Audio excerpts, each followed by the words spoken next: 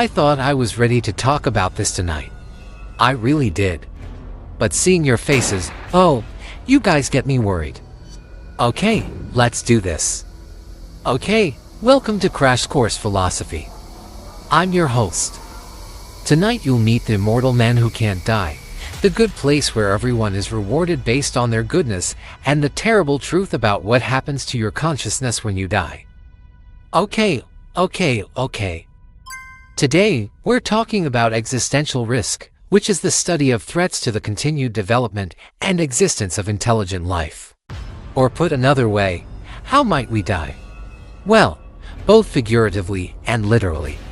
In his book The Black Swan, author Nicholas Taleb describes an event that fits the three criteria of being rare, unpredictable, and impactful. This is the type of event that historians will rename the past to include it, and that affects the way we think about future events. Black swan events are often obvious in hindsight, but we typically have little ability to predict them before they happen. So these events are a special kind of unknown. They are outside the realm of our expectations, and we don't even know that we don't know about them. Existential risks are different from normal risks because when evaluating a regular risk, we usually assume the world ends for whoever's affected by the negative outcome. In contrast, with existential risks, the world as we know it ends for everyone. Existential risk is the ultimate uncertainty because it asks us to consider the things that could go wrong and prevent us from ever considering those things.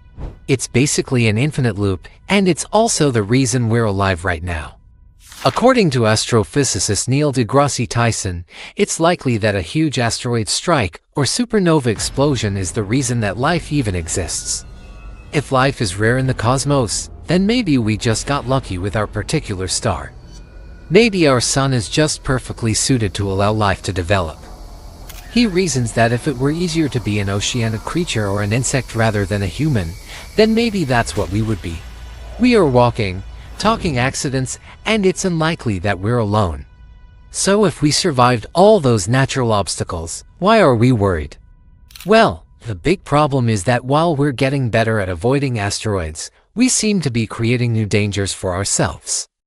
We're currently living through a weird moment in human history. With technology growing faster than ever and challenges mounting, we're starting to reach our limits. Our population growth is putting pressure on our food supply and our natural resources. Climate change and environmental degradation are impacting our home planet. New technologies present a mixed bag of opportunities and unforeseen consequences. How do we ensure the continuation of our species in the face of all these obstacles? Well, one approach is to identify the biggest risks that could end all life on Earth and then take steps to avoid them. According to the Future of Life Institute, the 5 greatest existential threats to humanity are climate change, bioterrorism, the disruption of the global ecosystem, nuclear war, and uncontrolled artificial intelligence. Now, that last one might seem out of place. I mean, AI isn't harming us right now, right? But experts argue that AI has the potential to surpass human intelligence, taking over our jobs and making decisions with potentially catastrophic consequences. After all, humans made some pretty catastrophic decisions in the 20th century, like developing weapons of mass destruction and figuring out how to destroy our ozone layer. But that's the thing about risks. If we know about them, we can try to address them. So let's talk about them. First, let's look at climate change. NASA reports that 90% of the added heat from human-caused greenhouse gas emissions has gone into the oceans. And since the 1970s, rising temperatures have caused global sea levels to rise by about 20 centimeters.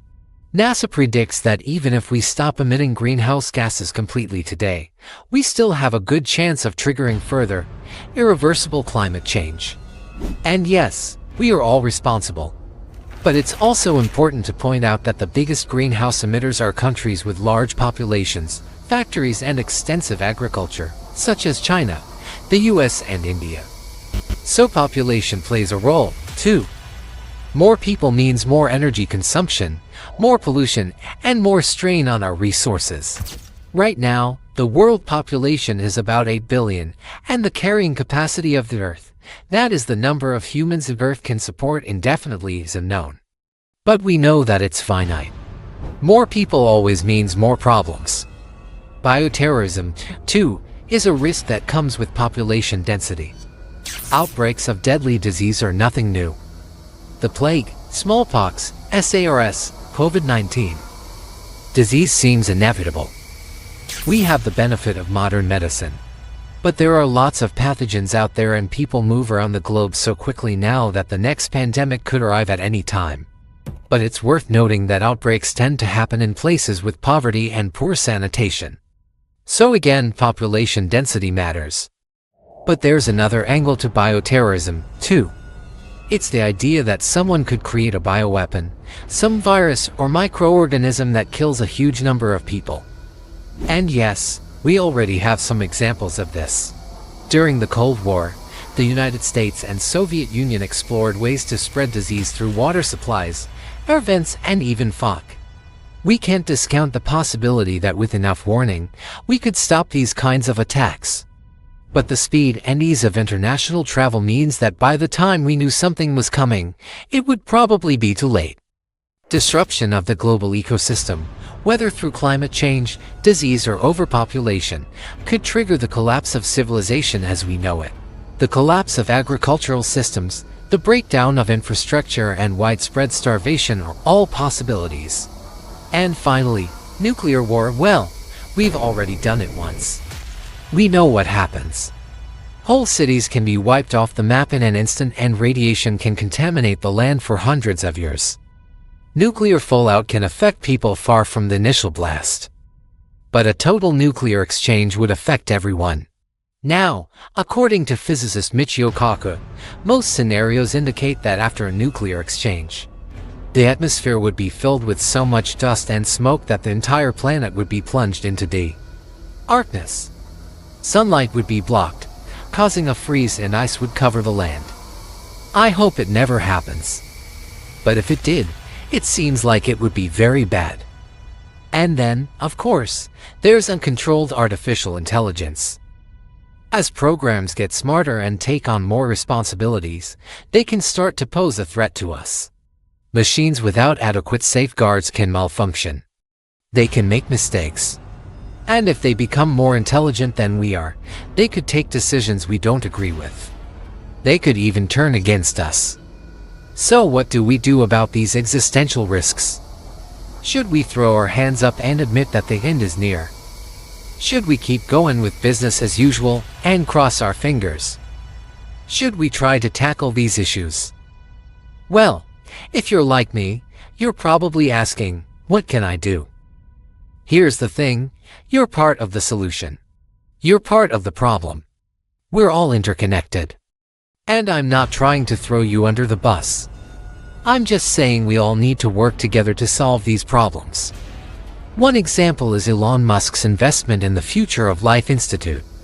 He says, quote, "The threat from AI is so existential that we must ensure that the advancement of AI benefits all humanity and reflects the best of our collective values and goals." I don't know about you, but I'm glad that we're thinking about these things, because if we wait too long, it may be too late. So yeah, existential threats are a bit depressing, but it's also exciting to see all of the amazing people who are working on these issues.